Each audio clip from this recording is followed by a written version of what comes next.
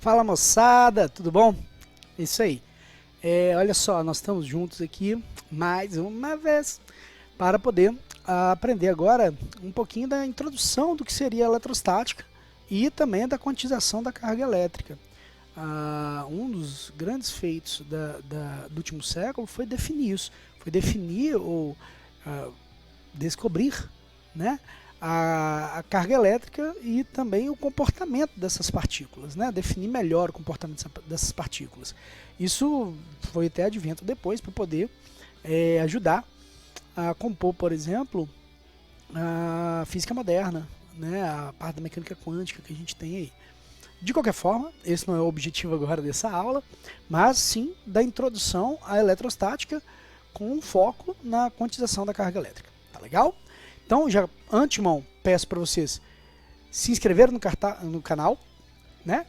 Curtir, compartilhar esse vídeo, seguir as redes sociais que estão na descrição desse vídeo e tem um apoia-se lá no finalzinho também. Se você puder, quiser, enfim, participa do apoia-se, que é para melhorar um pouquinho a qualidade, que por exemplo o vídeo aqui é no improviso, o áudio eu nem vou falar, enfim.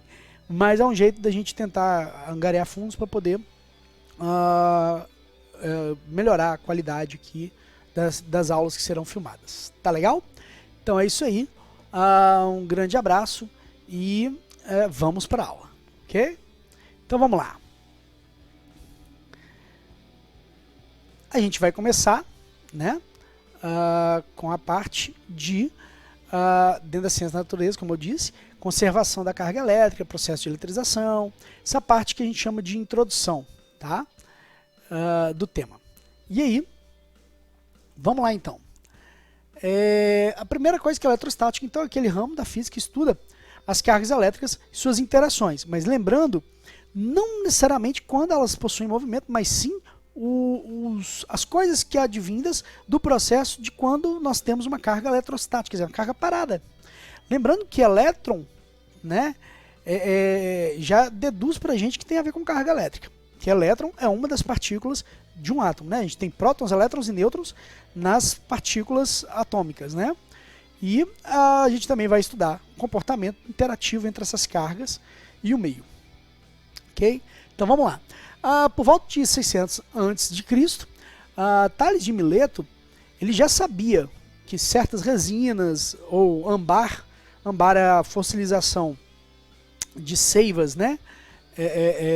De árvores, que quando elas eram atritadas a peles de animais ou coisa do tipo, elas davam uma leve atração, tinha uma propriedade, né, de atração aos corpos. Isso, vou até pular essa parte do âmbar. Imagina você já deve ter pego, por exemplo, um pente ou coisa do tipo, penteado do cabelo e tal. E quando não tem creme, né, obviamente, quando você aproxima, por exemplo, de pedacinhos pequenos de papel, acaba que eles atraem, os papéis são atraídos e vão para o pente, quer dizer, se aproxima deles e eles acabam quicando para o pente, né? O que aconteceu foi um processo de eletrização semelhante a esse que Tales de Mileto percebeu, tá bom? E aí a gente tem o William Gilbert, né, no século XVI, que ele passa a dar uma expressão de substância eletrizada, tá? Para caracterizar qualquer substância que,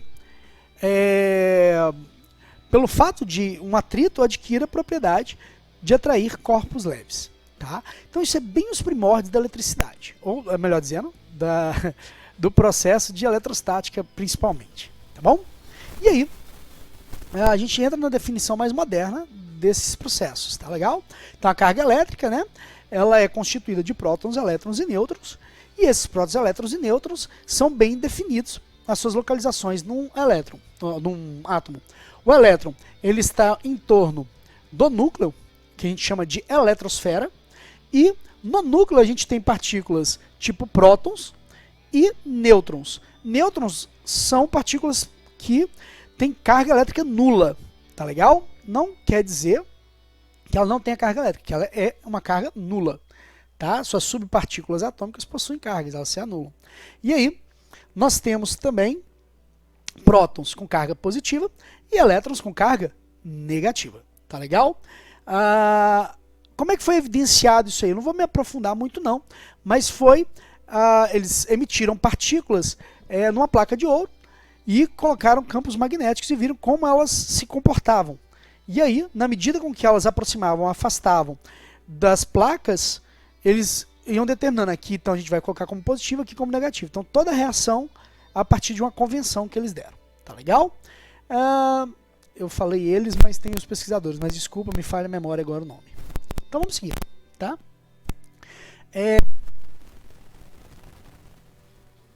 A gente entender que são os portadores de cargas. Tá? Os portadores de cargas são para substâncias e não para objetos sólidos diretamente. Tá? A gente tem os cátions, que transportam cargas positivas, e os ânions, que transportam cargas negativas. Tá legal? Então, íons cátions e os ânions. Ok? Nós temos também que, por Sistema Internacional de Unidades, a unidade de medida padrão é o Coulomb. Então, muito cuidado. Coulomb, né, dado pela letra C, tá ok? Em homenagem ao francês Charles Augustin Coulomb, que a gente já mencionou anteriormente. Tá legal? É muito importante frisar que a unidade tem que estar em Coulomb. Isso significa que se estiver em frações de Coulomb, a gente tem que transformar. Tá legal? Seguindo. Então, olha, as partículas possuem cargas e massa. Partícula, elétron, próton e nêutron, cada uma vai possuir suas características. Vamos olhar as características de massa primeiro, que isso vai fazer diferença na aula de força elétrica e também a relação dela com a força gravitacional. Então aqui nós temos 9,1, vou aproximar, vezes 10 elevado a menos 31 kg. Depois, a massa do próton, 1,6 vezes 10 a menos 27 kg. E a do nêutron, 1,6 vezes 10 a menos 27 kg.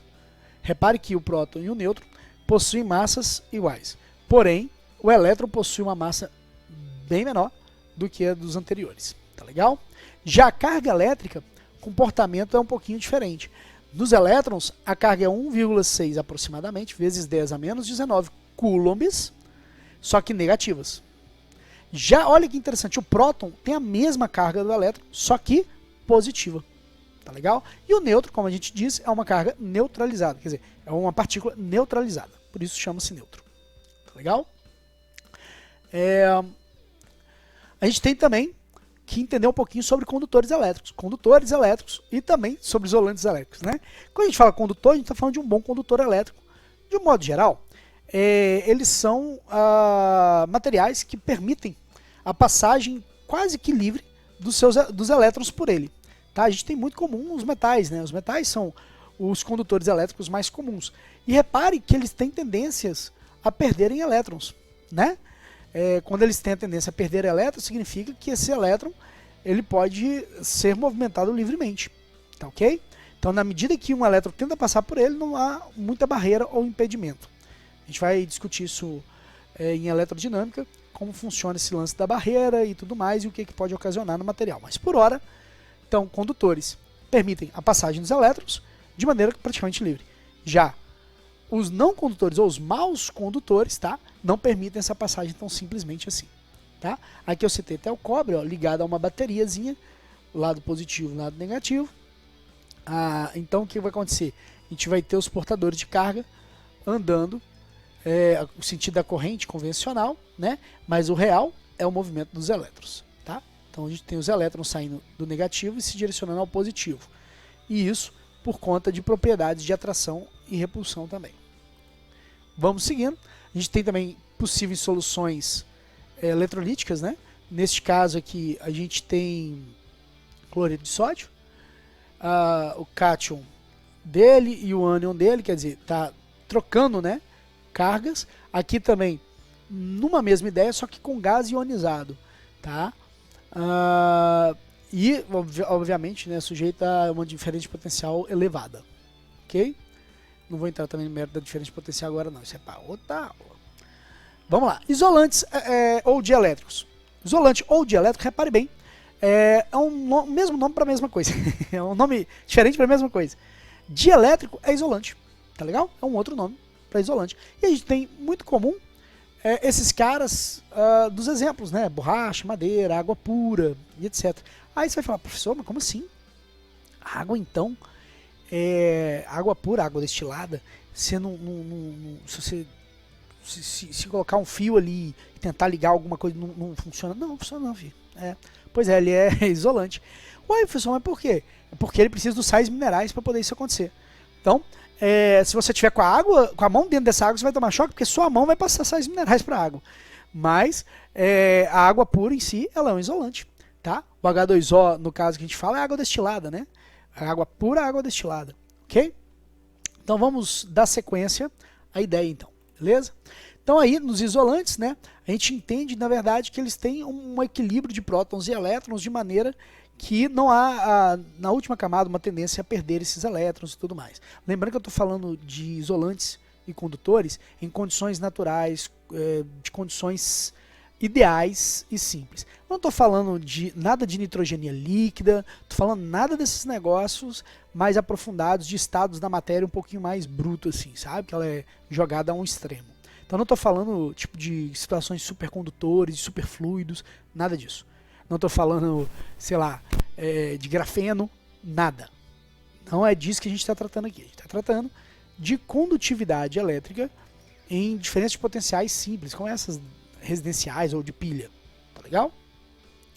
E aí a gente tem aí, então, esses materiais como exemplo. O interessante coloca aqui o poste, ó, repare, aqui eu não lembro o material exatamente, mas se assemelha a uma espécie de uma porcelana louca lá. Eu não sei dizer o nome não, vou ser muito sincero. E nem sou obrigado a saber tudo, né, gente? Mas vamos lá, olha só, aqui ó, ele é isolante para não deixar contato com a parte metálica que está aqui. Ele é só um suporte para firmar o fio, né? Então ele tem que ser isolante, porque senão ele pode passar para as outras, no caso aqui a haste metálica aqui e conduzir a eletricidade. Tá legal? Vamos seguir.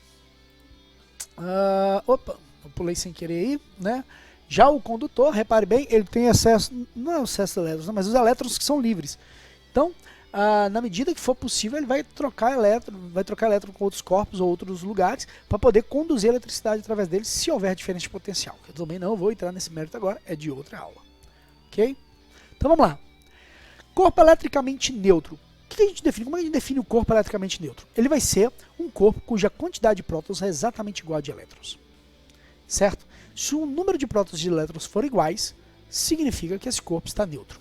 Então, quando que ele estará carregado eletricamente? Quando houver desequilíbrio do número de prótons e de elétrons.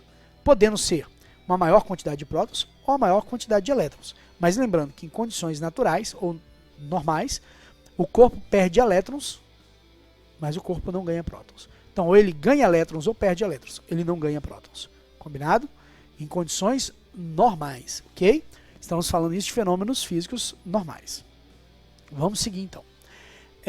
Então, qualquer corpo que esteja então neutro, ele vai ter o mesmo número de prótons, o de elétrons. A eletrização então é um fenômeno explicado quando há esse trânsito também de elétrons de um material para o outro. Quando ele acumula mais elétrons fica negativo, quando ele perde elétrons ficando com mais prótons por conta de perda de elétrons, ele fica positivo. Tá? Então, processo de eletrização a gente vai ter alguns tipos, tá? E aí eu estou colocando aí um exemplo em que um cano foi atritado com um tecido. E aí ele se eletrizou. Quando aproximado de um corpo neutro, ele acabou atraindo o corpo neutro, porque acabou polarizando esse corpo. Não vou entrar agora nesse mérito, depois a gente conversa sobre isso. Mas acabou polarizando esse corpo, quer dizer, dividindo as cargas desse corpo para ficarem extremadas. Positivo de um lado, negativo do outro. Tá, ok? E aí acaba sendo atraído ou repelido, dependendo da condição. Então aqui é um processo que pode ser de atração ou de repulsão, dependendo se o corpo lá dentro daquele frasquinho estiver carregado, ok? No caso não está, por isso ele está se sentindo atraído pelo corpo. Vamos lá? Então vamos seguindo aí. O primeiro processo de eletrização, tá, que a gente vai ver, é o por atrito, semelhante a esse do caninho que a gente viu. Uma pessoa, por exemplo, com uma flanelinha, se ela atritar situações tipo plástico ou coisa do tipo, ela pode colocar de uma maneira que o atrito vai passar elétrons para um corpo, e já que passou elétrons para um corpo, esse que recebeu os elétrons fica negativo, e o que perdeu elétrons, fica positivo. Então ele eletriza por meio do atrito. O atrito é forçando isso a acontecer. Tá legal? E aí, como é que isso vai se dar? Qualquer material? Não. O ideal é fazer dentro da série dos triboelétricos. Triboelétricos é o nome dado aos materiais que vão ser trabalhados com atrito para poder separar essas cargas. E aí, se eu trabalho com a relação de um extremo que tende a perder com outro extremo que tende a ganhar, eu estou trabalhando com um nível máximo de possibilidade de, no atrito, um ganhar elétron e outro perder elétron, e aí se eletrizarem. Tá, ok? Lembrando que se perde elétrons, ele estava neutro inicialmente. Ambos. Quando atritado, um ganhou os elétrons que o outro cedeu. Então, um ficou positivo porque cedeu elétrons e o outro ganhou elétrons e ficou negativo. Tá legal? Beleza.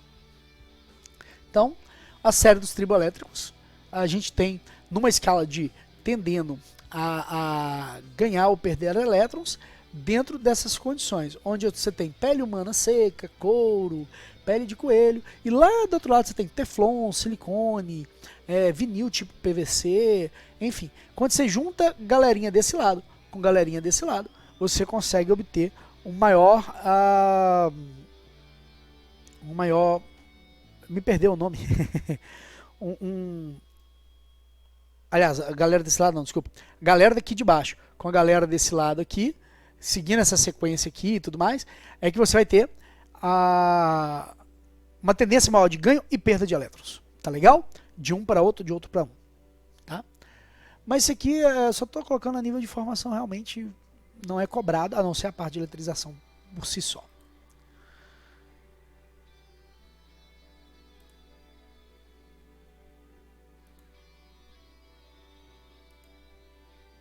Opa. Eu tô fazendo uma cagadinha, peraí. Aí, voltou. Então vamos lá. Então a ideia de transferência, como eu tinha dito, né? A ideia do quadro nos extremos ali. Então vamos lá. O primeiro processo que a gente viu foi por atrito. O segundo agora, por indução. Induzir. Levar a fazer algo, mas não de fato esse próprio fazer. Então, a gente está falando de um corpo neutro que se torna eletrizado. Ok? E ele vai ser induzido eletrostaticamente por outro. Ok? Por que isso? Porque partículas positivas atraem negativas e partículas negativas atraem positivas. Em contraponto, então estou dizendo que sinais... Contraponto não, estou dizendo que sinais diferentes se atraem. Mas se for partículas de mesmo sinal, positivo com positivo, negativo com negativo, eles vão se repelir. Ok? Então vamos lá. Vou pegar então um corpo neutro, a gente vai ter um corpo neutro e outro carregado. Vamos imaginar uma situação. Esse corpo está neutro. Como é que eu sei que ele está neutro? Porque inicialmente, antes da pessoa tocar, ele tem o mesmo número de prótons de um lado e de elétrons do outro. Okay? Então ele está neutro. Quando esse bastão é aproximado, divide-se as cargas. O bastão está carregado negativamente, então ele vai repelir os elétrons para o outro lado, tornando este lado positivo, já que ele separou as cargas. Ok? E aí, separando as cargas, uma pessoa toca nessa cúpula. Quando toca nessa cúpula, os elétrons descem pelo dedo dela como se ela fosse, naquele momento, um aterramento, certo? O aterramento vai servir como doador de elétrons ou receptor dos elétrons que ali estiverem acumulados. Neste caso, os elétrons fogem pelo dedo dela, sendo aterrados. Quando isso acontece, a pessoa afasta o dedo, o bastão é afastado, e aí, como perdeu elétrons, um corpo que perde elétrons fica positivo. Então ele tem mais número de prótons que de elétrons. Beleza? Assim acontece a indução. A gente tem também por contato. Por contato, a gente vai ter então pelo menos um corpo neutro para ficar eletrizado em contato com um outro que esteja carregado obrigatoriamente. Então a gente vai ter uma condição inicial que é QA e QB. E a condição final que é Q', que é A' e QB', ok? Então vamos dar uma olhada nisso, olha só. A condição inicial que é QA e QB, QA está negativo e QB tem inicialmente 0. Então a esfera cinza aqui está 0, tá legal? Quando ela é tocada na outra na carga A, na esfera A, repare que elétrons migram para o B, tornando ele negativo. Mas observe um detalhe, existe aqui um balanceamento dessa percepção. Não são elétrons que foram surgindo ali do além e nem assumiram prótons do além. Não é assim que funciona. Ali existe uma conservação Tá? E essa conservação, repare que antes de tocar, você tem um número X de elétrons. Vamos tentar contar, ó, 3, 6... Ih, rapaz, acho que eu contei errado aqui. 3, 6, 8. E aí, ao término, quando toca, a B recebe 3. A fica com 5. Quer dizer, antes, quando era 8, no início, né? Eram 8 elétrons e o outro era 0, se eu somar a quantidade de elétrons total ali que estava sobrando, eram 8. Aí depois de tocar, a quantidade de elétrons total que sobra, adivinhe, também é 8. Só que a diferença é que uma parte dos elétrons de um corpo migrou para o outro. Tá legal? Vamos lá. Seguindo. Então, princípio eletrostático da atração e da repulsão. A gente já até explicou isso anteriormente. Cargas de sinais positivos ou negativos, quer dizer, no caso de sinais iguais, eles vão gerar um vetor de força elétrica de repulsão, podendo essas cargas ou partículas se movimentarem afastando. Ok? Já cargas positivas e negativas próximas, quer dizer, cargas de sinais diferentes, elas terão uma força elétrica de atração. Significa que elas terão tendência a se movimentar no sentido uma da outra. Show? Vamos seguir. O princípio da conservação a gente acabou de falar, só que ele não se aplica somente aos elétrons, igual a gente estava falando, também à carga de um corpo. Então a gente vai ter um exemplo aqui para poder entender. Vamos supor dois materiais, tá, de dimensões iguais e materiais também iguais, ok? Então dimensões e materiais iguais. Essas dimensões e materiais iguais que esse corpo vai possuir, vamos determinar aí como sendo